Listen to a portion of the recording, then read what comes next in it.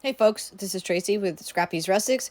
Come pour some resin with me. This is sped up, but it's kind of a cool process to watch. We're using amazing casting resin that's fast cast. It sets up in 10 minutes. The important thing is you want to do half side A, half side B, stir it up, and you'll see once it becomes clear, it is ready to dump. And you only have so much time depending on your environment. The bigger the mold, the faster it sets up. The more you mix, the faster it sets up. The warmer your environment, the faster it sets up. So keep all that in mind. You wouldn't think it would be that way, but it absolutely is. So I'm mixing them in a little cup, and you see me pouring them off into a little clear thing. I use that thing because some of these molds are small and intricate, and it has a little pour spout on it, and it just makes life a lot easier.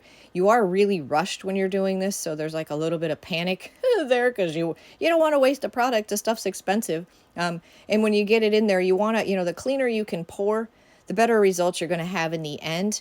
I do show you, not every pour is clean, that's for sure. A lot of times you over pour, and it's all fixable for the most part if you get it in time. I like to put mine on cake turners because my table isn't exactly, you think I'd level my table, that would probably make life a lot easier, but sometimes you like to manipulate the way the resin goes, so I just spin my table around and the resin goes that way. So see that little bit of extra coming out? So these are still really pliable, and this is a time to clean them up. If you had any over pour and you need to cut that off, now's the time. I have a real sharp X-Acto knife, and that's what I use. So as I pull them out, I try to get them when they're still pliable. It doesn't always work out that way.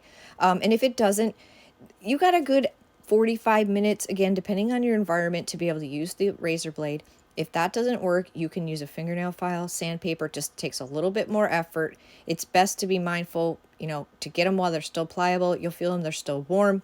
And you can clean up anything that, doesn't need to be there.